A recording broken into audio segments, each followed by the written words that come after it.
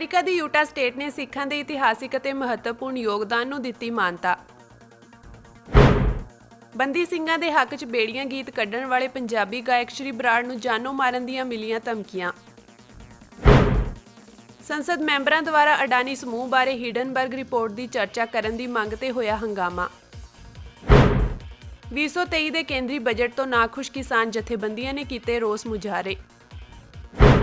ਜਿੱਥੇ ਭਾਰਤ ਵਿੱਚ ਸ਼੍ਰੀ ਗੁਰੂ ਗ੍ਰੰਥ ਸਾਹਿਬ ਜੀ ਦੀ ਬੇਅਦਬੀ ਕਰਵਾਈ ਜਾ ਰਹੀ ਹੈ, ਉੱਥੇ ਵਿਦੇਸ਼ਾਂ ਵਿੱਚ ਸ਼੍ਰੀ ਗੁਰੂ ਗ੍ਰੰਥ ਸਾਹਿਬ ਜੀ ਨੂੰ ਜਾਗਤ ਜੋਤ ਅਤੇ ਸਦੀਵੀ ਗੁਰੂ ਵਜੋਂ ਸਤਿਕਾਰ ਮਿਲ ਰਿਹਾ ਹੈ। ਯੂਟਾ ਸਟੇਟ ਦੀ ਸੈਨੇਟ ਅਤੇ ਪ੍ਰਤੀਨਿਧ ਸਦਨ ਨੇ ਇੱਕ ਸਾਂਝਾ ਮਤਾ ਪਾਸ ਕਰਕੇ ਅੱਜ ਇੱਕ ਵਾਰ ਫਿਰ ਸਿੱਖ ਕੌਮ ਲਈ ਆਪਣੇ ਪਿਆਰ ਅਤੇ ਸਮਰਥਨ ਦਾ ਪ੍ਰਗਟਾਵਾ ਕੀਤਾ ਹੈ।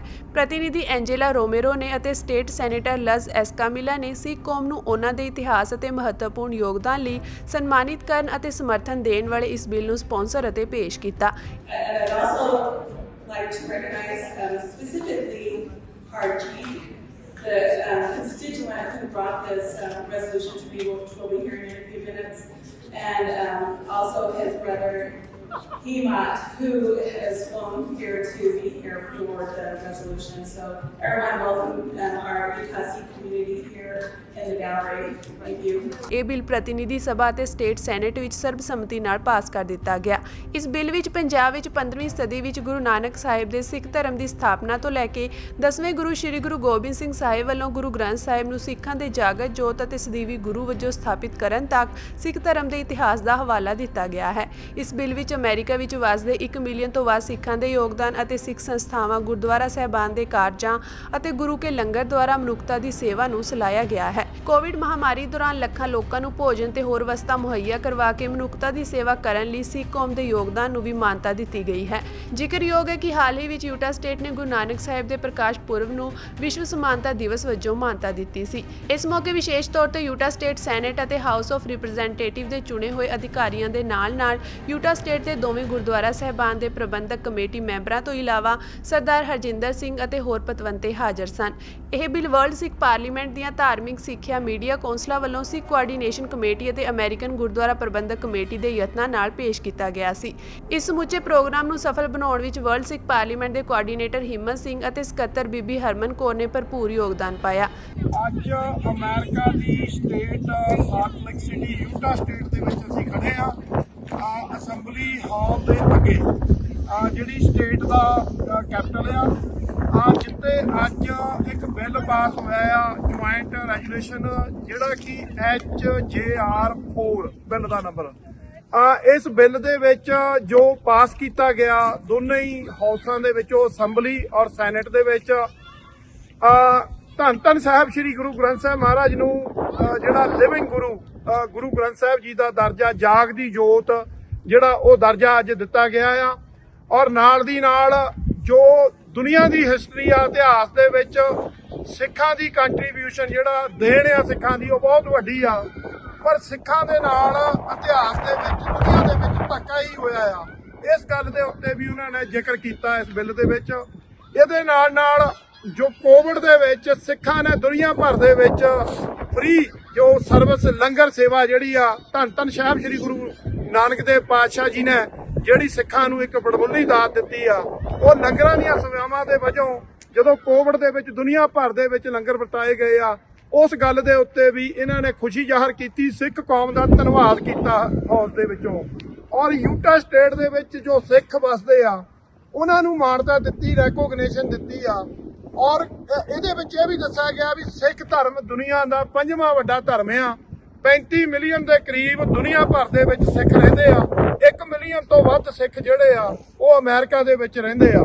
ਸੋ ਅੱਜ ਦੁਨੀਆ ਭਰ ਦੇ ਸਿੱਖਾਂ ਨੂੰ ਇਹ ਦੱਸਦਿਆਂ ਸਾਨੂੰ ਖੁਸ਼ੀ ਮਹਿਸੂਸ ਹੋ ਰਹੀ ਆ ਯੂਟਾ ਸਟੇਟ ਦੇ ਵਿੱਚੋਂ ਕਿ ਇਸ ਹਾਊਸ ਦੇ ਵਿੱਚ ਅੱਜ ਯੂਟਾ ਸਟੇਟ ਦੇ ਜਿਹੜੇ ਇਲੈਕਟਡ ਅਫੀਸ਼ੀਅਲ ਆ, ਅਸੈਂਬਲੀ ਦੇ ਮੈਂਬਰ ਆ, ਸੈਨੇਟ ਦੇ ਮੈਂਬਰ ਆ, ਉਹਨਾਂ ਨੇ ਸਿੱਖਾਂ ਨੂੰ ਮਾਨਤਾ ਦਿੱਤੀ ਆ, ਸਿੱਖਾਂ ਦਾ ਮਾਣ ਵਧਾਇਆ। ਸੋ ਇਸ ਜਗ੍ਹਾ ਦੇ ਉੱਤੇ ਅਸੀਂ ਖੜ ਕੇ ਅਸੀਂ ਯੂਟਾ ਸਟੇਟ ਦਾ ਵੀ ਧੰਨਵਾਦ ਕਰਦੇ ਹਾਂ ਔਰ ਸਿੱਖਾਂ ਨੂੰ ਵਧਾਈ ਦਿੰਦੇ ਆ ਕਿ ਸਿੱਖਾਂ ਦੀ ਚੜ੍ਹਦੀ ਕਲਾ ਦੁਨੀਆ ਭਰ ਦੇ ਵਿੱਚ ਹੋ ਰਹੀ ਆ।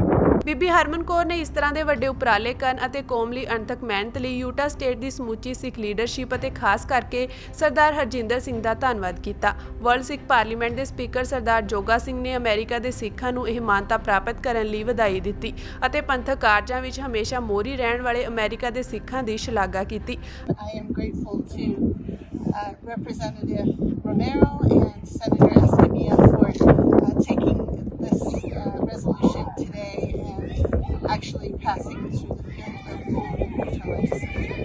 So I'm happy to be here and this is American Gurdwara Prabandhak committee ਦੇ ਡਾਕਟਰ ਪ੍ਰਿਤਪਾਲ ਸਿੰਘ ਅਤੇ ਸਰਦਾਰ ਜਸਵੰਤ ਸਿੰਘ ਹੇਠੀ ਨੇ ਵਰਲਡ ਸਿੱਖ ਪਾਰਲੀਮੈਂਟ ਦੇ ਯਤਨਾਂ ਦੀ ਪ੍ਰਸ਼ੰਸਾ ਕਰਦਿਆਂ ਭਰੋਸਾ ਦਿਵਾਇਆ ਕਿ ਸਿੱਖ ਕੌਮ ਨਾਲ ਸੰਬੰਧਿਤ ਕਿਸੇ ਵੀ ਮੁੱਦੇ ਲਈ ਅਸੀਂ ਕਿਸੇ ਵੀ ਯੋਗਦਾਨ ਜਾਂ ਸਹਿਯੋਗ ਲਈ ਹਮੇਸ਼ਾ ਹਾਜ਼ਰ ਹਾਂ। ਸਿੱਖ ਕੋਆਰਡੀਨੇਸ਼ਨ ਕਮੇਟੀ ਦੇ ਸਰਦਾਰ ਹਰਜਿੰਦਰ ਸਿੰਘ ਨੇ ਕਿਹਾ ਕਿ ਮੈਂ ਸਿੱਖਾਂ ਦੀਆਂ ਪ੍ਰਾਪਤੀਆਂ ਤੋਂ ਬਹੁਤ ਖੁਸ਼ ਹਾਂ ਅਤੇ ਇਸੇ ਤਰ੍ਹਾਂ ਮਿਲ ਕੇ ਅਸੀਂ ਦੁਨੀਆ ਭਰ ਵਿੱਚ ਆਪਣੀਆਂ ਅਗਲੀਆਂ ਪੀੜ੍ਹੀਆਂ ਲਈ ਬਹੁਤ ਕੰਮ ਕਰ ਸਕਦੇ ਹਾਂ। ਇਸ ਵਿਸ਼ੇਸ਼ ਸਮਾਗਮ ਵਿੱਚ ਹੋਰਨਾਂ ਤੋਂ ਇਲਾਵਾ ਡਾਕਟਰ ਤੇਜ ਪ੍ਰਤਾਪ ਸਿੰਘ, ਸਰਦਾਰ ਗੱਜਣ ਸਿੰਘ, ਸਰਦਾਰ ਦਰਬਾਰਾ ਸਿੰਘ ਗਰਚਾ, ਸਰਦਾਰ ਅਮਰੀਕ ਸਿੰਘ, ਸਰਦਾਰ ਜਗਮੋਹਨ ਸਿੰਘ, ਸਰਦਾਰ ਮਨਜੀਤ ਸਿੰਘ, ਸਰਦਾਰ ਲਖਵੀਰ ਸਿੰਘ, ਸਰਦਾਰ ਜਰਮਨਜੀਤ ਸਿੰਘ, ਸਰਦਾਰ ਲਾਲ ਸਿੰਘ, ਸਰਦਾਰ ਅਜੀਤ ਸਿੰਘ, ਸਰਦਾਰ ਬਲਵਿੰਦਰ ਸਿੰਘ ਵੀ ਹਾਜ਼ਰ ਸਨ। ਸਰਦਾਰ ਹਰਮਿੰਦਰ ਸਿੰਘ, ਸਰਦਾਰ IP ਸਿੰਘ ਅਤੇ ਸਰਦਾਰ ਬਲਜੀਤ ਸਿੰਘ ਵਿਸ਼ੇਸ਼ ਤੌਰ ਤੇ ਨਿਊਯਾਰਕ ਤੋਂ ਪਹੁੰਚੇ ਸਨ। ਪੰਜਾਬੀ ਗਾਇਕ ਸ਼੍ਰੀ ਬਰਾੜ ਜਿਨ੍ਹਾਂ ਨੇ ਕਿਸਾਨੀ ਮੋਰਚੇ ਵਿੱਚ ਗੀਤ ਕਿਸਾਨੀ ਐਂਥਮ ਕੱਢ ਕੇ ਇੱਕ ਲਹਿਰ ਬਣਾ ਦਿੱਤੀ ਸੀ, ਉਹਨਾਂ ਨੇ ਹੁਣ ਕੌਮੀ ਇਨਸਾਫ ਮੋਰਚਾ ਚੰਡੀਗੜ੍ਹ ਦੇ ਚੱਲਦਿਆਂ ਬੰਦੀ ਸਿੰਘਾਂ ਦੇ ਹੱਕ ਵਿੱਚ ਫੇਰ ਬੇੜੀਆਂ ਗੀਤ ਕੱਢ ਕੇ ਮੋਰਚੇ ਦੇ ਹੱਕ ਵਿੱਚ ਭੁਗਤਿਆ ਹੈ ਅਤੇ ਲੋਕਾਂ ਨੂੰ ਮੋਰਚੇ ਵਿੱਚ ਆਉਣ ਲਈ ਪ੍ਰੇਰਿਤ ਕੀਤਾ ਹੈ। ਸ਼੍ਰੀ ਬਰਾੜ ਨੇ ਦੱਸਿਆ ਕਿ ਬੇੜੀਆਂ ਗੀਤ ਕੱਢਣ ਤੋਂ ਬਾਅਦ ਕਾਂਗਰਸ ਦੇ ਲੀਡਰਾਂ ਨੇ ਮੇਰਾ ਜਿਉਣਾ ਹਰਾਮ ਕਰ ਦਿੱਤਾ ਹੈ। ਕੌਮੀ ਇਨਸਾਫ ਮੋਰਚਾ ਨੇ ਸ਼੍ਰੀ ਬਰਾੜ ਦੇ ਹੱਕ ਵਿੱਚ ਖੜਨ ਲਈ ਸਾਰੀ ਸੰਗਤ ਨੂੰ ਅਪੀਲ ਕੀਤੀ ਹੈ। ਬਰਾੜ ਨੇ ਦੋਸ਼ ਲਾਇਆ ਕਿ ਮੇਰਾ ਨੰਬਰ ਜਣੇ ਖਣੇ ਨੂੰ ਦਿੱਤਾ ਜਾ ਰਿਹਾ ਹੈ ਅਤੇ ਗਾਲਾਂ ਕਢਵਾਈਆਂ ਜਾ ਰਹੀਆਂ ਹਨ। ਬਰਾੜ ਨੇ ਕਿਹਾ ਕਿ ਮੈਂ ਬਾਹਰ ਦੇ ਸਾਰੇ ਸ਼ੋਅ ਰੱਦ ਕਰ ਦਿੱਤੇ ਹਨ। ਮੈਂ ਡਰਦਾ ਬਾਹਰ ਨਹੀਂ ਨਿਕਲ ਰਿਹਾ ਕਿਉਂਕਿ ਮੈਨੂੰ ਪਤਾ ਹੈ ਕਿ ਇਹਨਾਂ ਨੇ ਮੈਨੂੰ ਮਰਵਾ ਦੇਣਾ ਹੈ। ਇਸੇ ਲਈ ਸੋਚਦਾ ਹਾਂ ਕਿ ਜਦੋਂ ਸਿਕਿਉਰਿਟੀ ਮਿਲੇਗੀ ਉਦੋਂ ਸ਼ੋਅ ਕਰਾਂਗਾ। ਸਾਲ ਪੁਰਾਣੀ ਗੱਲ ਹੈ।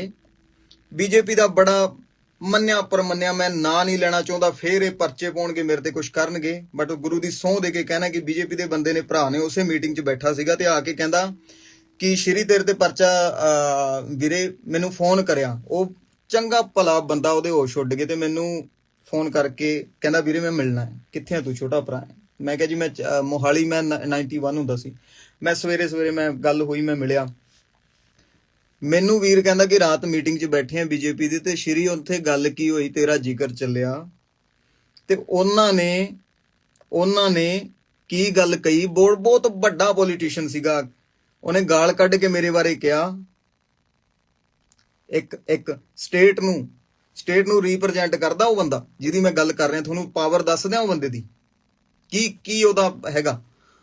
ਕਹਿੰਦਾ ਕਿ ਸ਼੍ਰੀ ਪੰਜਾਬ ਦੇ ਲੋਕਾਂ ਨੂੰ ਭੜਕਾ ਰਿਹਾ ਤੇ ਇਹਨੂੰ ਅੱਤਵਾਦੀ ਦਾ ਕਰਾਰ ਦੇ ਕੇ, ਜਿੱਦੇ ਸਾਡੇ ਧੱਕੇ ਚੜ ਗਿਆ, ਅੱਤਵਾਦੀ ਦਾ ਕਰਾਰ ਦੇ ਕੇ ਇਹਨੂੰ ਸਾਰੀ ਉਮਰ ਜੇਲ੍ਹਾਂ 'ਚ ਨਾ ਕਟਾਈ। ਤੇ ਅਸੀਂ ਕੀ ਸਮਝਦੇ ਨਹੀਂ ਇਹ ਚੀਜ਼ਾਂ ਨੂੰ? ਸਮਝਦਾ ਨਹੀਂ ਮੈਂ ਇਹ ਚੀਜ਼ਾਂ ਨੂੰ ਕਿ ਅੱਤਵਾਦੀ ਕਰਾਰ ਦੇ ਦੇਣਾ ਕਿਸੇ ਨੂੰ ਕੀ ਚੀਜ਼ ਹੈ।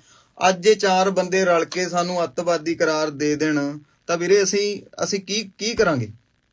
ਸਾਡੇ ਚੰਡੀਗੜ੍ਹ ਮੋਰਚਾ ਚੱਲ ਰਿਹਾ ਜੀ, ਸਾਰੇ ਭਰਾਵਾਂ ਨੂੰ ਪਤਾ ਹੀ ਹੋਣਾ, ਸਾਰੇ ਭਰਾਵਾਂ ਨੂੰ ਪਤਾ।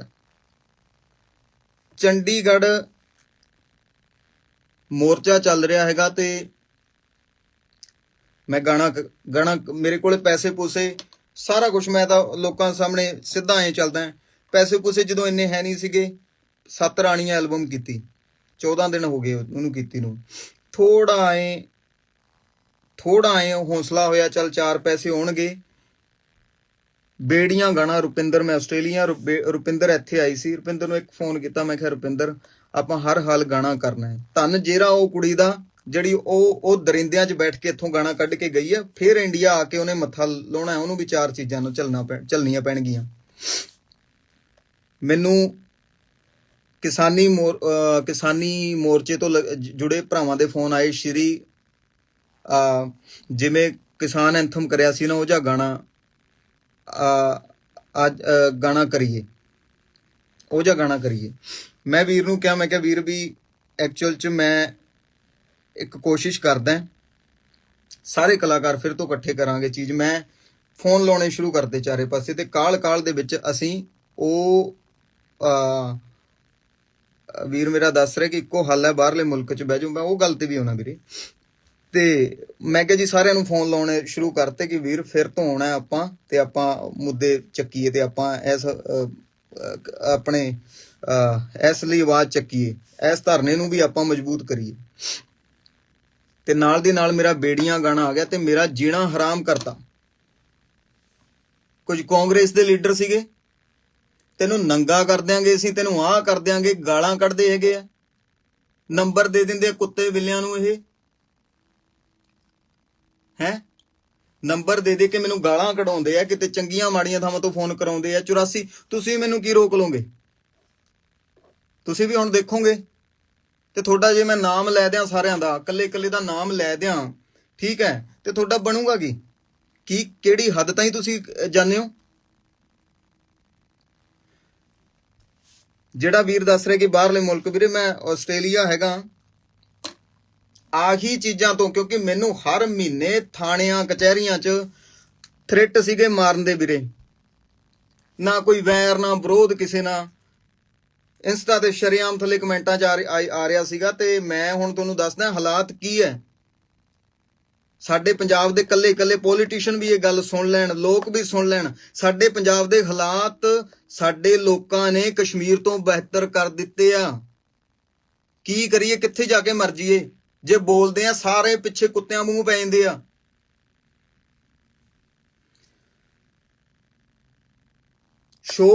ਸ਼ੋਆਂ ਤੋਂ ਕਮਾਈ ਆਉਂਦੀ ਹੈ। ਬਾਹਰ ਦੇ ਸ਼ੋਅ ਸਾਰੇ ਕੈਂਸਲ ਕਰਤੇ ਵੀਰੇ, ਮੈਂ ਨਹੀਂ ਲਾ ਰਿਹਾ ਸ਼ੋਅ। ਸੋਚਦਾ ਜਦੋਂ ਪੂਰਾ ਸਾਰਾ ਕੁਝ ਠੀਕ ਹੋ ਜੂ, ਸਿਕਿਉਰਿਟੀ ਹੋਊਗੀ, ਉਦੋਂ ਕਿਤੇ ਸ਼ੋਅ ਲਾ ਲੂੰਗਾ। ਡਰਦਾ ਨਿਕਲਦਾ ਨਹੀਂ ਵੀਰੇ, ਕਿਉਂਕਿ ਮੈਨੂੰ ਪਤਾ ਇਹਨਾਂ ਨੇ ਮੈਨੂੰ ਮਰਵਾ ਦੇਣਾ। ਅੱਜ ਸੰਸਦ ਦੇ ਬਜਟ ਸੈਸ਼ਨ ਦਾ ਤੀਜਾ ਦਿਨ ਹੈ। ਲੋਕ ਸਭਾ ਤੇ ਰਾਜ ਸਭਾ ਦੀ ਕਾਰਵਾਈ ਸ਼ੁਰੂ ਹੁੰਦੇ ਹੀ ਦੁਪਹਿਰ 2 ਵਜੇ ਤੱਕ ਮੁਲਤਵੀ ਕਰ ਦਿੱਤੀ ਗਈ। ਵਿਰੋਧੀ ਧਿਰ ਦੇ ਸੰਸਦ ਮੈਂਬਰਾਂ ਨੇ ਅਡਾਨੀ ਸਮੂਹ ਬਾਰੇ ਹਿਡਨਬਰਗ ਰਿਪੋਰਟ ਤੇ ਚਰਚਾ ਦੀ ਮੰਗ ਕਰਦੇ ਹੋਏ ਹੰਗਾਮਾ ਕੀਤਾ, ਜਿਸ ਤੋਂ ਬਾਅਦ ਸਦਨ ਦੀ ਕਾਰਵਾਈ ਮੁਲਤਵੀ ਕਰਨੀ ਪਈ। ਇਸ ਦੇ ਨਾਲ ਹੀ ਸਦਨ ਦੀ ਕਾਰਵਾਈ ਮੁਲਤਵੀ ਹੋਣ ਤੋਂ ਬਾਅਦ ਰਾਜ ਸਭਾ 'ਚ ਵਿਰੋਧੀ ਧਿਰ ਦੇ ਨੇਤਾ ਮਲਿਕਾ ਅਰਜੁਨ ਖੜਗੇ ਨੇ ਕਿਹਾ ਕਿ ਸਾਰੀਆਂ ਪਾਰਟੀਆਂ ਦੇ ਨੇਤਾਵਾਂ ਨੇ ਮਿਲ ਕੇ ਫੈਸਲਾ ਲਿਆ ਹੈ ਕਿ ਆਰਥਿਕ ਨਜ਼ਰੀਏ ਤੋਂ ਦੇਸ਼ 'ਚ ਵਾਪਰ ਰਹੀਆਂ ਘਟਨਾਵਾਂ ਨੂੰ ਸਦਨ 'ਚ ਉਠਾਇਆ ਜਾਵੇਗਾ। ਇਸ ਲਈ ਅਸੀਂ ਨੋਟਿਸ ਦਿੱਤਾ ਸੀ। ਅਸੀਂ ਇਸ ਨੋਟਿਸ ਤੇ ਚਰਚਾ ਚਾਹੁੰਦੇ ਸੀ, ਪਰ ਜਦੋਂ ਵੀ ਅਸੀਂ ਨੋਟਿਸ ਦਿੰਦੇ ਹਾਂ ਤਾਂ ਇਸ ਨੂੰ ਰੱਦ ਕਰ ਦਿੱਤਾ ਜਾਂਦਾ ਹੈ। ਅਡਾਨੀ ਗਰੁੱਪ ਤੇ ਹਿਡਨਬਰਗ ਰਿਸਰਚ ਦੇ ਦੋਸ਼ਾਂ ਨੂੰ ਲੈ ਕੇ ਕਾਂਗਰਸ, TMC, ਆਪ, ਸਪਾ, DMK, ਜਨਤਾ ਦਲ ਅਤੇ ਖੱਬੇ ਪੱਖੀ ਸਮੇਤ 13 ਵਿਰੋਧੀ ਪਾਰਟੀਆਂ ਨੇ ਮੀਟਿੰਗ ਕੀਤੀ। ਇਹ ਬੈਠਕ ਰਾਜ ਸਭਾ 'ਚ ਵਿਰੋਧੀ ਧਿਰ ਦੇ ਨੇਤਾ ਮਲਿਕਾ ਅਰਜੁਨ ਖੜਗੇ ਦੇ ਚੈਂਬਰ 'ਚ ਹੋਈ। ਇਹਨਾਂ ਵਿੱਚੋਂ 9 ਪਾਰਟੀਆਂ ਨੇ ਰਾਜ ਸਭਾ ਵਿੱਚ ਮੁਲਤਵੀ ਮਤੇ ਦਾ ਨੋਟਿਸ ਦਿੱਤਾ ਹੈ। ਮਲਿਕਾ ਅਰਜੁਨ ਖੜਗੇ ਨੇ ਕਿਹਾ ਕਿ ਲੋਕਾਂ ਦੀ ਮਿਹਨਤ ਦੀ ਕਮਾਈ ਬਰਬਾਦ ਹੋ ਰਹੀ ਹੈ। ਕੇਂਦਰੀ ਵਿੱਤ ਮੰਤਰੀ ਨਿਰਮਲਾ ਸੀਤਾਰਮਨ ਵੱਲੋਂ ਪੇਸ਼ ਕੀਤੇ ਬਜਟ ਦਾ ਕਿਸਾਨ ਮਜ਼ਦੂਰ ਸੰਘਰਸ਼ ਕਮੇਟੀ ਦੇ ਸੂਬਾ ਸਕੱਤਰ ਸਰਵਣ ਸਿੰਘ ਪੰਧੇਰ ਨੇ ਵਿਰੋਧ ਕੀਤਾ ਹੈ। ਉਹਨਾਂ ਨੇ ਕਿਹਾ ਕਿ ਮੋਦੀ ਸਰਕਾਰ ਵੱਲੋਂ ਬਜਟ ਕਿਸਾਨਾਂ ਨਾਲ ਬਦਲੇ ਦੀ ਭਾਵਨਾ ਨਾਲ ਪੇਸ਼ ਕੀਤਾ ਗਿਆ ਹੈ। ਕਿਸਾਨ ਆਗੂ ਨੇ ਕਿਹਾ ਕਿ ਪ੍ਰਧਾਨ ਮੰਤਰੀ ਨਰਿੰਦਰ ਮੋਦੀ ਦੀ ਅਗਵਾਈ ਵਾਲੀ ਭਾਜਪਾ ਸਰਕਾਰ ਦਾ ਇਹ 10ਵਾਂ ਬਜਟ ਹੈ, ਪਰ ਕਿਸਾਨਾਂ ਮਜ਼ਦੂਰਾਂ ਹਿੱਸੇ ਇਸ ਵਾਰ ਵੀ ਨਿਰਾਸ਼ਾ ਹੀ ਆਈ ਹੈ। ਉਹਨਾਂ ਨੇ ਕਿਹਾ ਕਿ ਦਿੱਲੀ ਦੀਆਂ ਬਰੂਹਾਂ ਤੇ ਜਿੱਤੇ ਗਏ ਕਿਸਾਨ ਅੰਦੋਲਨ ਨੂੰ ਲੈ ਕੇ ਇਸ ਬਜਟ ਵਿੱਚ ਕਿਸਾਨਾਂ ਨਾਲ ਵਿਤਕਰਾ ਕੀਤਾ ਗਿਆ ਹੈ ਅਤੇ ਬਦਲੇ ਦੀ ਭਾਵਨਾ ਜਤਾਈ ਹੈ। ਉਹਨਾਂ ਨੇ ਕਿਹਾ ਕਿ ਮੋਦੀ ਸਰਕਾਰ ਦੁਆਰਾ ਪੇਸ਼ ਕੀਤੇ ਬਜਟ ਵਿੱਚ ਖੇਤੀ ਸੈਕਟਰ ਦੀਆਂ ਸਕੀਮਾਂ ਨੂੰ ਘਟਾਇਆ ਗਿਆ ਹੈ ਅਤੇ ਸਿੱਖਿਆ ਦੇ ਖੇਤਰ ਵਿੱਚੋਂ ਵੀ ਪੈਸੇ ਘਟਾਏ ਗਏ ਹਨ। ਕਿਸਾਨ ਆਗੂ ਨੇ ਕਿਹਾ ਕਿ ਕਿਸਾਨ ਮਜ਼ਦੂਰ ਸੰਘਰਸ਼ ਕਮੇਟੀ ਪੰਜਾਬ ਵੱਲੋਂ ਸੂਬਾ ਪੱਧਰੀ ਬਜਟ 2023 ਦੇ ਖਿਲਾਫ ਸੂਬੇ ਵਿੱਚ 13 ਜ਼ਿਲ੍ਹਿਆਂ ਵਿੱਚ 40 ਥਾਵਾਂ ਤੇ ਕੇਂਦਰੀ ਖਜ਼ਾਨਾ ਮੰਤਰੀ ਅਤੇ ਪ੍ਰਧਾਨ ਮੰਤਰੀ ਨਰਿੰਦਰ ਮੋਦੀ ਦੀ ਅਰਥੀ ਫੂਕ ਮੁਜ਼ਾਹਰੇ ਕੀਤੇ ਜਾਣਗੇ। ਜਿਹੜਾ ਕੱਲ ਦੇਸ਼ ਦੀ ਸੰਸਦ ਦੇ ਵਿੱਚ ਮੋਦੀ ਸਰਕਾਰ ਦੀ ਖਜ਼ਾਨਾ ਮੰਤਰੀ ਮੈਡਮ ਸੀਤਾਰਮਨ ਜੀ ਨੇ ਬਜਟ ਪੇਸ਼ ਕੀਤਾ, ਜਿਹਦੇ ਵਿੱਚ ਇੱਕ ਬਦਲੇ ਦੀ ਭਾਵਨਾ ਤਹਿਤ ਖਾਸ ਕਰਕੇ ਖੇਤੀ ਸੈਕਟਰ ਨੂੰ, ਕਿ ਕਿਸਾਨਾਂ ਮਜ਼ਦੂਰਾਂ ਦਾ ਅੰਦੋਲਨ ਸੀ, ਉਹਨੇ ਮੋਦੀ ਸਰਕਾਰ ਨੂੰ ਝੁਕਾਇਆ ਔਰ ਖੇਤੀ ਕਾਨੂੰਨਾਂ ਤੇ ਹਰਾਇਆ। ਇਹ ਬਦਲੇ ਦੀ ਭਾਵਨਾ 'ਚ ਲਗਭਗ ਖੇਤੀ ਸੈਕਟਰ ਦੀਆਂ ਜਿਹੜੀਆਂ ਸਕੀਮਾਂ ਸੀ ਉਹ ਬਜਟ ਵਿੱਚ ਘਟਾਈਆਂ ਗਈਆਂ। ਠੀਕ ਆ, ਸਿੱਖਿਆ ਦਾ ਖੇਤਰ 'ਚੋਂ ਪੈਸੇ ਘਟਾਏ ਗਏ, ਸਿਹਤ ਖੇਤਰ 'ਚੋਂ ਪੈਸੇ ਘਟਾ ਲਏ ਗਏ ਔਰ ਕਿਸਾਨਾਂ ਮਜ਼ਦੂਰਾਂ ਲਈ ਇਸ ਬਜਟ ਵਿੱਚ ਕੁਝ ਵੀ ਨਹੀਂ ਹੈਗਾ, ਜਦ ਕਿ ਕਿਸਾਨ ਮਜ਼ਦੂਰ ਕਰਜ਼ੇ ਕਰਕੇ ਖੁਦਕੁਸ਼ੀਆਂ ਕਰ ਰਹੇ ਆ। ਸਾਨੂੰ ਇਹ ਕਿੱਤਾ ਚਲਾਉਣਾ ਬਹੁਤ ਔਖਾ ਹੋ ਰਿਹਾ ਵਾ। ਇਸ ਕਰਕੇ ਉਹ ਬਜਟ ਦੀਆਂ ਹੋਰ ਗੱਲਾਂ ਵੀ ਤੁਹਾਡੇ ਨਾਲ ਸਾਂਝੀਆਂ ਕਰਾਂਗੇ। ਅੱਜ ਪੂਰੇ ਪੰਜਾਬ ਦੇ ਵਿੱਚ ਕਿਸਾਨ ਮਜ਼ਦੂਰ ਸੰਘਰਸ਼ ਕਮੇਟੀ, ਖਜ਼ਾਨਾ ਮੰਤਰੀ ਕੇਂਦਰ ਦੀ ਤੇ ਮੋਦੀ ਜੀ ਹੁਣਾਂ ਦੇ ਅਰਥੀ ਫੂਕ ਮੁਜ਼ਾਹਰੇ ਸਾਰੇ ਜ਼ਿਲ੍ਹਿਆਂ ਵਿੱਚ ਕੀਤੇ ਜਾਣਗੇ। 10 ਵਜੇ ਅਸੀਂ ਗੋਲਡਨ ਗੇਟ ਅੰਮ੍ਰਿਤਸਰ, ਇਸੇ ਤਰ੍ਹਾਂ 10 ਵਜੇ ਤੋਂ ਬਾਅਦ ਪੂਰੇ ਪੰਜਾਬ ਦੇ ਜ਼ਿਲ੍ਹਿਆਂ ਵਿੱਚ ਅਰਥੀ ਫੂਕ ਮੁਜ਼ਾਹਰੇ ਹੋਣਗੇ। ਜਿਹੜਾ ਕੱਲ ਬਜਟ ਪੇਸ਼ ਕੀਤਾ ਗਿਆ ਖੇਤੀ ਸੈਕਟਰ ਨੂੰ ਅਣਗੌਲਿਆ ਕਰਨ ਦੇ ਵਿਰੋਧ ਵਿੱਚ, ਔਰ ਗਾਹਾਂ ਜਿਹੜਾ ਵਾ ਖੇਤੀ ਸੈਕਟਰ ਲਈ ਸਰਕਾਰ ਜਿਹੜਾ ਵਾ ਤੁਰੰਤ ਸੋਚ ਵਿਚਾਰ ਕਰਕੇ ਖੇਤੀ ਸੈਕਟਰ ਨੂੰ ਜਿਹੜਾ ਮੁਨਾਫੇ ਵਿੱਚ ਲਿਆਉਣ ਲਈ, ਜਿਹੜਾ ਕਹਿੰਦੇ ਸੀ ਆਮਦਨ ਦੁੱਗਣੀ ਕਰਨੀ ਆ, ਉਹਦਾ ਖਿਆਲ ਕਰੇ। ਜਦ ਕਿ ਅਸੀਂ ਦੇਖ ਰਹੇ ਹਾਂ ਵੀ ਕਾਰਪੋਰੇਟ ਖੇਤਰ ਲਈ ਪਹਿਲੋਂ ਵੀ ਜਿਹੜਾ ਵਾ ਕਰਜ਼ੇ ਮਾਫ ਹੋਏ ਸੀ, ਅੱਗੇ ਵੀ ਉਹਨਾਂ ਨੇ ਕਰਨੇ ਆ। ਸੋ ਕਿਸਾਨਾਂ ਬਾਰੇ ਸੋਚਿਆ ਨਹੀਂ, ਇਸ ਕਰਕੇ ਅੱਜ ਦਾ ਵਿਰੋਧ ਪ੍ਰਦਰਸ਼ਨ ਹੋਊਗਾ। ਮੁੱਖ ਮੰਤਰੀ ਭਗਵੰਤ ਮਾਨ ਨੇ ਕੇਂਦਰੀ ਬਜਟ ਤੇ ਸਖਤ ਟਿੱਪਣੀ ਕੀਤੀ ਹੈ। ਉਹਨਾਂ ਕਿਹਾ ਕਿ ਕੇਂਦਰ ਸਰਕਾਰ ਨੇ ਇੱਕ ਵਾਰ ਮੁੜ ਤੋਂ ਪੰਜਾਬ ਨੂੰ ਨਜ਼ਰਅੰਦਾਜ਼ ਕੀਤਾ ਹੈ। ਪਹਿਲਾਂ ਗਣਰਾਜ ਦਿਹਾੜੇ ਦੀ ਪਰੇਡ ਤੋਂ ਬਾਹਰ ਕਰ ਦਿੱਤਾ ਗਿਆ, ਹੁਣ ਬਜਟ ਵਿੱਚ ਬਾਹਰ ਦਾ ਰਸਤਾ ਵਿਖਾਇਆ ਗਿਆ ਹੈ। ਉਹਨਾਂ ਕਿਹਾ ਕਿ ਮੈਂ BSF ਦੇ ਆਪਰੇਸ਼ਨ ਆਧੁਨਿਕ ਬਣਾਉਣ ਅਤੇ ਐਂਟੀ ਡਰੋਨ ਸਿਸਟਮ ਦੇ ਲਈ 1000 ਕਰੋੜ ਮੰਗੇ ਸਨ, ਪਰ ਬਜਟ ਵਿੱਚ ਇਸ ਤੇ ਕੋਈ ਧਿਆਨ ਨਹੀਂ ਦਿੱਤਾ ਗਿਆ ਹੈ। CM ਮਾਨ ਨੇ ਕਿਹਾ ਕਿ ਅਸੀਂ ਰੇਲ ਮੰਤਰੀ ਤੋਂ ਬਠਿੰਡਾ ਦਿੱਲੀ ਅਤੇ ਅੰਮ੍ਰਿਤਸਰ ਦਿੱਲੀ ਦੇ ਲਈ ਵੰਦੇ ਭਾਰਤ ਟ੍ਰੇਨਾਂ ਮੰਗੀਆਂ ਸਨ, ਪਰ ਬਜਟ ਵਿੱਚ ਉਸ ਦਾ ਵੀ ਜ਼ਿਕਰ ਨਹੀਂ ਕੀਤਾ ਗਿਆ। ਮਾਨ ਨੇ ਦੱਸਿਆ ਕਿ MP ਰਹਿੰਦੇ ਹੋਏ ਉਹਨਾਂ ਨੇ 5 ਤਖ਼ਤਾਂ ਨੂੰ ਜੋੜਨ ਦੇ ਲਈ ਟ੍ਰੇਨ ਦੀ ਮੰਗ ਕੀਤੀ ਸੀ, ਜਿਸ ਨੂੰ ਰੇਲ ਮੰਤਰੀਆਂ ਨੇ ਮੰਨਿਆ ਵੀ ਸੀ, ਪਰ ਹੁਣ ਤੱਕ ਇਸ ਤੇ ਕੋਈ ਫੈਸਲਾ ਨਹੀਂ ਹੋਇਆ ਹੈ। ਕਿਸਾਨੀ ਤੇ ਵੀ ਮੁੱਖ ਮੰਤਰੀ ਭਗਵੰਤ ਮਾਨ ਨੇ ਕੇਂਦਰ ਸਰਕਾਰ ਨੂੰ ਘੇਰਦੇ ਹੋਏ ਕਿਹਾ ਕਿ ਲੱਗਦਾ ਹੈ ਕਿ ਮੋਦੀ ਸਰਕਾਰ ਕਿਸਾਨਾਂ ਤੋਂ ਵੀ ਚਿੜਦੀ ਹੈ। MSP ਤੇ ਕਾਨੂੰਨ ਬਣਾਉਣ ਬਾਰੇ ਬਜਟ ਵਿੱਚ ਕੋਈ ਜ਼ਿਕਰ ਨਹੀਂ ਕੀਤਾ ਗਿਆ। ਲੱਗਦਾ ਹੈ ਕੇਂਦਰ ਸਰਕਾਰ ਕਿਸਾਨਾਂ ਤੋਂ ਅੰਦੋਲਨ ਦਾ ਬਦਲਾ ਲੈ ਰਹੀ ਹੈ। ਮੁੱਖ ਮੰਤਰੀ ਭਗਵੰਤ ਮਾਨ ਨੇ ਕਿਹਾ ਕਿ ਹਰ ਸਾਲ ਪਰਾਲੀ ਨਾਲ ਧੂਏ ਦੀ ਪਰੇਸ਼ਾਨੀ ਹੁੰਦੀ ਹੈ। ਅਸੀਂ ਕੇਂਦਰ ਤੋਂ ਕਿਸਾਨਾਂ ਦੇ ਲਈ मदद मंगी सी, पर वो भी पूरी नहीं की गई। आज जो यूनियन बजट पेश किया गया माननीय वित्त मंत्री साहिबा के द्वारा, बड़े दुख से कहना पड़ रहा है कि उसमें पंजाब का कोई नामो निशान ही नहीं है। इससे पहले 26 जनवरी की झांकी पंजाब की गायब थी, रिपब्लिक डे से पंजाब गायब था, अब देश के बजट से पंजाब गायब है।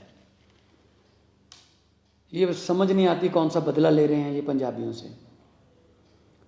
हमने, क्योंकि बॉर्डर स्टेट है, हमने 1000 करोड़ रुपए की मांग की थी कि BSF उनको अपग्रेड करने के लिए, मॉडर्नाइजेशन करने के लिए बॉर्डर की, क्योंकि ड्रोन वगैरह बहुत आते हैं, एंटी ड्रोन सिस्टम लॉन्च करने के लिए, उसका नाम भी नहीं लिया गया। हमने प्री बजट जो डिमांड्स मांगते हैं राज्यों से, हमने उसमें मेंशन किया था कि वंदे भारत श्री अमृतसर साहब से और बठिंडा से जो है दिल्ली के लिए, उसका नाम भी नहीं लिया गया। जब मैं बतौर मेंबर पार्लियामेंट वहाँ लोकसभा में था तो मैंने एक आइडिया दिया था, जो कि रेलवे मंत्री साहब ने एक्सेप्ट भी किया था, कि रिलीजियस टूरिज़्म के लिए बहुत एक 5 तख्तों को जोड़ने वाली एक ट्रेन चले, जो अभी तो जो श्री अमृतसर से नांदेड़ साहब जाती है उसकी 2-2 महीने की बुकिंग है। अगर आप श्री अकाल तख्त साहब से तख्त श्री केसगढ़ साहब तक, अगला पड़ाव जो है तख्त श्री पटना साहब तक, उससे अगला पड़ाव तख्त श्री हजूर साहब नांदेड़, उससे अगला पड़ाव जो है वो तलवंडी साहबों का हो, और वापस फिर अकाल तख्त साहब। तो ये ऐसी ट्रेन जिसमें लाखों जो NRIs भी हैं वो भी 5 तख्तों के दर्शन करना चाहते हैं, लेकिन उनको बहुत दिक्कत होती है, कोई नामो निशान नहीं है उसका। और कोई MSP, नई फसल पे कोई MSP नहीं दी गई है। हमने कहा था कि 1500 रुपये पर एकड़ जो पराली जलाने की समस्या है उसमें 1500 रुपये पर एकड़ सेंटर दे दे, बाकी हम दे देंगे, लेकिन उसका भी नाम नहीं लिया गया। किसानों को तो मतलब अपने हाल पे छोड़ दिया गया, किस्मत पे छोड़ दिया गया है। और हम कॉलेज बना रहे हैं, 16 नए मेडिकल कॉलेज बना रहे हैं। इन्होंने कहा है कि जी कि नर्सिंग कॉलेज खोलेंगे, कब से खोलेंगे, कब से वो चल रहे होंगे, कोई उसमें डिटेल नहीं है। और सबसे बड़ी बात है कि शेड्यूल ट्राइब्स के लिए काफ़ी सहूलतें दी गई हैं, अच्छी बात है, लेकिन शेड्यूल कास्ट के लिए कोई भी ऐसी स्कीम नहीं है कि जो शेड्यूल कास्ट हैं, SC हैं, BC हैं, जो पिछड़े वर्ग से हैं, उनको ऊपर उठाने के लिए, उनको उनका जीवन स्तर ऊपर उठाने के लिए कोई पैकेज हो। तो सिर्फ कागज़ में लिपटा हुआ एक लिखती एक स्क्रिप्ट थी। इससे पहले भी बजट में पेश कहा गया था आने वाले 2023 में 2024 में हम किसानों की आय दुगनी कर देंगे। कहाँ दुगनी की है आय उनकी? MSP के नाम से तो ये सरकार, मेरे ख्याल में सेंटर सरकार जो है, चिढ़ती है। तो किसानों से एक किस्म का बदला लिया गया है, क्योंकि उन्होंने आंदोलन किया था, इतना बड़ा आंदोलन किया था, तो किसानों के बारे में कुछ नहीं बोला गया, कोई MSP नहीं दी गई।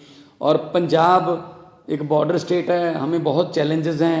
हमारी पुलिस को अपग्रेड करने के लिए, हमारे बॉर्डर को अपग्रेड करने के लिए हमने एक सजेशन दिया था कि जो तार के पार 3-3, 4-4 किलोमीटर तार के पार ज़मीन है, क्यों ना तार को हम 200 मीटर तक ले जाएं।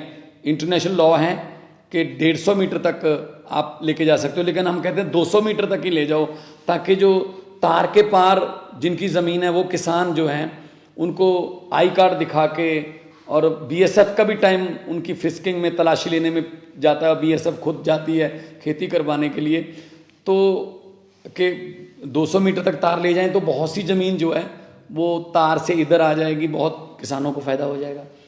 उसका कोई मेंशन नहीं किया गया। तो मुझे तो लगता है ये कोई बदला ले रहे हैं पंजाब से। लेकिन पंजाब जो है वो एक ऐसी स्टेट है जिसने 90% कुर्बानियाँ देश को आज़ाद करवाने में और अभी भी देश की आज़ादी को कायम रखने में हम कुर्बानियाँ दे रहे हैं। तो ऐसा पंजाब के साथ अन्याय जो है वो अच्छा नहीं है। और हम जब डिमांड फॉर ग्रांट्स बजट पे डिबेट चलेगी तो हमारे जो साथी सांसद हैं राज्यसभा में, हम ये बातें माननीय वित्त मंत्री जी को याद कराएंगे कि पंजाब को आप देश का हिस्सा मानो, पंजाब को देश में से मनफी नहीं कर सकते, क्योंकि पंजाबी हैं जो पूरे देश को खाना भी खिलाते हैं, पंजाबी हैं जिन्होंने हरा इनकलाब ला के देश को अनाज के मामले में जो आत्मनिर्भर बनाया था। तो अब उनको ऐसे छोड़ना, लावार छोड़ना अच्छी बात नहीं। ਪੰਜਾਬ ਦੇ ਰਾਜਪਾਲ ਬਨਵਾਰੀ ਲਾਲ ਪ੍ਰੋਹਿਤ ਅਤੇ ਪੰਜਾਬ ਸਰਕਾਰ ਇੱਕ ਵਾਰ ਮੁੜ ਤੋਂ ਆਮੋ ਸਾਹਮਣੇ ਆ ਗਈ ਹੈ। ਸਰਹੱਦੀ ਜ਼ਿਲ੍ਹਿਆਂ ਦੇ ਦੌਰੇ ਤੇ ਗਏ ਰਾਜਪਾਲ ਨੇ ਵੱਡਾ ਬਿਆਨ ਦਿੰਦੇ ਹੋਏ ਕਿਹਾ ਕਿ ਪੰਜਾਬ ਵਿੱਚ ਨਸ਼ਾ ਇਸ ਕਦਰ ਵੱਧ ਚੁੱਕਾ ਹੈ ਕਿ ਸਕੂਲਾਂ ਤੋਂ ਲੈ ਕੇ ਜਨਰਲ ਸਟੋਰਾਂ ਤੱਕ ਨਸ਼ਾ ਵਿਕ ਰਿਹਾ ਹੈ। ਉਹਨਾਂ ਕਿਹਾ ਕਿ ਮੈਂ ਪਿਛਲੀ ਵਾਰ ਵੀ ਅਧਿਕਾਰੀਆਂ ਨੂੰ ਸੁਰੱਖਿਆ ਕਮੇਟੀਆਂ ਬਣਾਉਣ ਨੂੰ ਕਿਹਾ ਸੀ, ਜਿਨ੍ਹਾਂ ਤੇ ਕੰਮ ਸ਼ੁਰੂ ਹੋ ਗਿਆ ਹੈ। ਰਾਜਪਾਲ ਨੇ ਕਿਹਾ ਕਿ ਪੰਜਾਬ ਵਿੱਚ ਪਾਕਿਸਤਾਨ ਡਰੋਨ ਦੇ ਜ਼ਰੀਏ ਨਸ਼ਾ ਭੇਜ ਰਿਹਾ ਹੈ। ਰਾਜਪਾਲ ਨੇ ਸਰਕਾਰ ਅਤੇ ਆਮ ਆਦਮੀ ਪਾਰਟੀ ਦੇ ਉਹਨਾਂ ਇਲਜ਼ਾਮਾਂ ਦਾ ਵੀ ਜਵਾਬ ਦਿੱਤਾ ਜਿਸ ਵਿੱਚ ਗਵਰਨਰ ਦੇ ਸਰਹੱਦੀ ਦੌਰੇ ਨੂੰ ਸਰਕਾਰੀ ਕੰਮਕਾਜ ਵਿੱਚ ਦਖਲ ਦੱਸਿਆ ਜਾ ਰਿਹਾ ਸੀ। ਬਨਵਾਰੀ ਲਾਲ ਪ੍ਰੋਹਿਤ ਨੇ ਕਿਹਾ ਕਿ ਸਰਕਾਰ ਸਾਬਿਤ ਕਰੇ ਕਿ ਉਹਨਾਂ ਦਾ ਦੌਰਾ ਸੰਵਿਧਾਨ ਦੇ ਉਲਟ ਹੈ। ਉਹਨਾਂ ਕਿਹਾ ਕਿ ਮੈਂ ਸੰਵਿਧਾਨ ਦੀ ਸਹੁੰ ਚੁੱਕੀ ਹੈ ਅਤੇ ਸੂਬੇ ਦੇ ਸੰਵਿਧਾਨਿਕ ਹੈੱਡ ਹੋਣ ਦੀ ਵਜ੍ਹਾ ਕਰਕੇ ਉਹ ਸੂਬੇ ਦੇ ਕਿਸੇ ਵੀ ਹਿੱਸੇ ਵਿੱਚ ਜਾ ਸਕਦੇ ਹਨ। ਪਾਰਟੀ ਦੇ ਬੁਲਾਰੇ ਮਾਲਵਿੰਦਰ ਸਿੰਘ ਕੰਗ ਨੇ ਕਿਹਾ ਕਿ ਸਰਹੱਦ ਤੋਂ ਅੰਦਰ ਆ ਰਹੇ ਨਸ਼ੇ ਦੇ ਲਈ ਕੇਂਦਰ ਸਰਕਾਰ ਜ਼ਿੰਮੇਵਾਰ ਹੈ। ਕੰਗ ਨੇ ਟਵੀਟ ਕਰਦੇ ਹੋਏ ਕਿਹਾ ਕਿ ਨਸ਼ਿਆਂ ਨੂੰ ਰੋਕਣ ਲਈ ਭਗਵੰਤ ਮਾਨ ਜੀ ਦੀ ਸਰਕਾਰ ਹਰ ਤਰੀਕੇ ਨਾਲ ਸੂਬੇ ਵਿੱਚ ਸਖਤੀ ਕਰ ਰਹੀ ਹੈ, ਪਰ ਬਾਰਡਰ ਪਾਰ ਤੋਂ ਨਸ਼ਿਆਂ ਦੀ ਸਪਲਾਈ ਰੋਕਣ ਦੀ ਜ਼ਿੰਮੇਵਾਰੀ ਭਾਜਪਾ ਦੀ ਕੇਂਦਰ ਸਰਕਾਰ ਦੀ ਹੈ। ਮਾਨਯੋਗ ਗਵਰਨਰ ਸਾਹਿਬ ਨੂੰ ਕੇਂਦਰ ਸਰਕਾਰ ਕੋਲ ਇਸ ਦੇ ਵਿਰੁੱਧ ਕਾਰਵਾਈ ਕਰਨ ਦੀ ਅਪੀਲ ਕਰਨੀ ਚਾਹੀਦੀ ਹੈ। ਸੋਸ਼ਲ ਮੀਡੀਆ ਤੇ ਪ੍ਰਚਾਰ ਕੀਤਾ ਜਾ ਰਿਹਾ ਹੈ ਕਿ ਸ਼੍ਰੋਮਣੀ ਗੁਰਦੁਆਰਾ ਪ੍ਰਬੰਧਕ ਕਮੇਟੀ ਸੱਚਖੰਡ ਸ੍ਰੀ ਹਰਿਮੰਦਰ ਸਾਹਿਬ ਤੇ ਜੂਨ 1984 ਦੇ ਫੌਜੀ ਹਮਲੇ ਸੰਬੰਧੀ ਖਜ਼ਾਨਾ ਡਿਊਟੀ ਦੇ ਉੱਪਰ ਇੱਕ ਯਾਦਗਾਰ ਨੂੰ ਪਲਸਤਰ ਕਰ ਰਹੀ ਹੈ। ਇਸ ਤੇ SGPC ਨੇ ਸਪਸ਼ਟੀਕਰਨ ਦਿੰਦਿਆਂ ਕਿਹਾ ਕਿ ਜਗ੍ਹਾ ਨੂੰ ਸੁਰੱਖਿਅਤ ਰੱਖਿਆ ਗਿਆ ਹੈ ਅਤੇ ਪਲਸਤਰ ਕਰਨ ਦੀ ਅਜਿਹੀ ਕੋਈ ਯੋਜਨਾ ਨਹੀਂ ਹੈ। ਉਹਨਾਂ ਨੇ ਸੰਗਤ ਨੂੰ ਅਪੀਲ ਵੀ ਕੀਤੀ ਹੈ ਕਿ ਸਿੱਖ ਸੰਸਥਾ ਨੂੰ ਬਦਨਾਮ ਕਰਨ ਵਾਲੇ ਅਜਿਹੇ ਝੂਠੇ ਪ੍ਰਚਾਰ ਤੋਂ ਸੁਚੇਤ ਰਹੋ। ਸ਼੍ਰੋਮਣੀ ਕਮੇਟੀ 1984 ਨਾਲ ਸੰਬੰਧਿਤ ਸਮੂਹ ਯਾਦਗਾਰਾਂ ਦੀ ਸਾਂਭ ਸੰਭਾਲ ਲਈ ਵਚਨਬੱਧ ਹੈ। ਹਾਂਜੀ, ਵਾਹਿਗੁਰੂ ਜੀ ਕਾ ਖਾਲਸਾ, ਵਾਹਿਗੁਰੂ ਜੀ ਕੀ ਫਤਿਹ ਜੀ।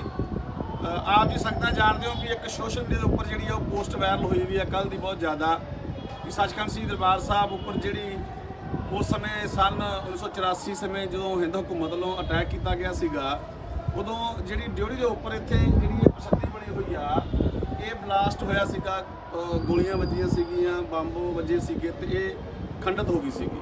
ਪਰ ਹੁਣ ਕੱਲ੍ਹ ਤੋਂ ਪੋਸਟਾਂ ਪਈਆਂ ਹੋਈਆਂ ਨੇ ਵੀ ਇੱਥੇ ਇਹਨੂੰ ਪਲਸਤਰ ਕੀਤਾ ਜਾ ਰਿਹਾ, ਰਿਪੇਅਰ ਕੀਤਾ ਜਾ ਰਿਹਾ ਵਾ, ਜਿਹੜਾ ਪ੍ਰੋਜੈਕਟ ਆ ਭੂਰੀ ਵਾਲੇ ਮਹਾਂਪੁਰਖਾਂ ਨੂੰ ਦਿੱਤਾ ਗਿਆ ਵਾ। ਸੋ ਪੋਸਟਾਂ ਪੈਣ ਤੋਂ ਬਾਅਦ ਸੰਗਤਾਂ ਦੇ ਬਹੁਤ ਜ਼ਿਆਦਾ ਫੋਨ ਆ ਰਹੇ ਸੀਗੇ, ਮੈਸੇਜ ਆ ਰਹੇ ਸੀ। ਅੱਜ ਅਸੀਂ ਅੱਜ 2 ਫਰਵਰੀ ਆ 2023 ਦਿਨ ਵੀਰਵਾਰ ਆ। ਅਸੀਂ ਇੱਥੇ ਪਹੁੰਚੇ ਆ। ਸ਼੍ਰੋਮਣੀ ਗੁਰਦੁਆਰਾ ਪ੍ਰਬੰਧਕ ਕਮੇਟੀ ਦੇ ਸੀਨੀਅਰ ਅਧਿਕਾਰੀ ਨੇ ਇੱਥੇ ਮੈਨੇਜਰ ਸਾਹਿਬਾਨ ਨੇ, ਇਹਨਾਂ ਨੂੰ ਮਿਲੇ ਆ। ਜਿਹੜੇ ਇਹਨਾਂ ਦੇ ਮੇਨ ਮੈਨੇਜਰ ਸਾਹਿਬ ਨੇ ਉਹਨਾਂ ਨੇ ਫੋਨ ਤੇ ਗੱਲ ਹੋਈ ਆ। ਭਾਈ ਜਸਪਾਲ ਸਿੰਘ ਜੋ ਪੀਏ ਨੇ ਸ਼੍ਰੀ ਅਕਾਲ ਤਖ਼ਤ ਜ਼ੈਦਾ ਸਾਹਿਬ, ਉਹਨਾਂ ਨੂੰ ਮਿਲ ਕੇ ਆਏ ਆ। ਇਹਨਾਂ ਦੇ ਵੱਲੋਂ ਪੂਰਾ ਆਸ਼ਵਾਸਨ ਦਿੱਤਾ ਗਿਆ ਵੀ ਕਿਸੇ ਤਰ੍ਹਾਂ ਦਾ ਕੋਈ ਇੱਥੇ ਰਿਪੇਅਰਿੰਗ ਦਾ ਕੰਮ ਨਹੀਂ ਚੱਲ ਰਿਹਾ, ਨਾ ਇਹਨੂੰ ਪਲਸਤਰ ਕੀਤਾ ਜਾਊਗਾ। ਹਾਂ, ਆਉਣ ਵਾਲੇ ਦਿਨਾਂ ਦੇ ਵਿੱਚ ਇਹਦੇ ਆਲੇ ਦੁਆਲੇ ਗਲਾਸ ਲੱਗ ਰਿਹਾ ਵਾ, ਬਹੁਤ ਵਧੀਆ, ਜਿਹੜਾ ਇਹਨੂੰ ਸੰਭਾਲੂਗਾ। ਪਰ ਅਸੀਂ ਉੱਥੇ ਮੌਕਾ ਵੀ ਦੇਖਿਆ ਵਾ, ਕੋਈ ਪਲਸਤਰ ਨਹੀਂ ਹੋ ਰਿਹਾ ਇੱਥੇ, ਕੋਈ ਮਿਸਤਰੀ ਨਹੀਂ ਲੱਗਿਆ। ਅਸੀਂ ਇਹਨਾਂ ਦਾ ਪੱਖ ਜਿਹੜਾ ਵਾ ਉਹ ਤਾਂ ਦੱਸ ਰਹੇ ਹਾਂ ਕਿਉਂਕਿ ਫੇਸਬੁੱਕ ਦੇ ਉੱਤੇ, ਸੋਸ਼ਲ ਮੀਡੀਆ ਦੇ ਉੱਤੇ ਬਹੁਤ ਜ਼ਿਆਦਾ ਇਹ ਮੈਸੇਜ ਵਾਇਰਲ ਹੋਇਆ ਵਾ। ਇਹਨਾਂ ਦੇ ਵੱਲੋਂ ਇਸ ਗੱਲ ਦਾ ਆਸ਼ਵਾਸਨ ਦਿੱਤਾ ਗਿਆ ਤੇ ਵਾਅਦਾ ਕੀਤਾ ਗਿਆ ਇਸ ਤਰ੍ਹਾਂ ਦਾ ਕੁਝ ਨਹੀਂ ਹੋਊਗਾ, ਕਿਉਂਕਿ ਸਾਹਮਣੇ ਹੀ ਹੈ ਸੰਗਤ ਦੇ। ਜੇਕਰ ਕੁਝ ਇਦਾਂ ਦਾ ਹੁੰਦਾ ਵਾ ਤਾਂ ਸੰਗਤ ਰੋਕ ਸਕਦੀ ਆ ਅੱਗੇ। ਪਰ ਹੁਣ ਤੱਕ ਦਾ ਜਿਹੜਾ ਮੌਕੇ ਦੇ ਉੱਤੇ ਗੱਲ ਆ, ਕੋਈ ਵੀ ਰਿਪੇਅਰ ਨਹੀਂ ਹੋ ਰਹੀ ਇੱਥੇ, ਨਾ ਕੋਈ ਪਲਸਤਰ ਹੋ ਰਿਹਾ ਵਾ। ਤੇ ਉਹ ਅਧਿਕਾਰੀ ਜਿਹੜੇ ਨੇ ਨਾਲ ਖੜੇ ਨੇ ਸਾਰੇ ਸ਼੍ਰੋਮਣੀ ਕਮੇਟੀ ਦੇ, ਇਹਨਾਂ ਤੋਂ ਸੀਨੀਅਰ ਅਧਿਕਾਰੀ ਨੇ, ਉਹਨਾਂ ਨਾਲ ਵੀ ਗੱਲ ਹੋਈ ਆ। ਸੋ ਸੰਗਤਾਂ ਨੂੰ ਬੇਨਤੀ ਆ ਵੀ ਹਜੇ ਤੱਕ ਇਸ ਤਰ੍ਹਾਂ ਦਾ ਕੋਈ ਕਾਰਜ ਨਹੀਂ ਹੈਗਾ। ਭਵਿੱਖ ਵਿੱਚ ਜੇਕਰ ਕੋਈ ਇਦਾਂ ਦਾ ਕਾਰਜ ਹੋਊਗਾ, ਸੰਗਤ ਸਾਰੀ ਸੁਚੇਤ ਆ, ਉਹ ਨਿਗਾਹ ਰੱਖੂਗੀ। ਉਹ ਸੰਗਤ ਦੁਬਾਰਾ ਵੀ ਇਸ ਗੱਲ ਨੂੰ ਚੱਕ ਸਕਦੀ ਆ, ਬੋਲ ਸਕਦੀ ਆ ਜੇਕਰ ਕੁਝ ਨੂੰ ਲੱਗਦਾ ਹੋਊਗਾ।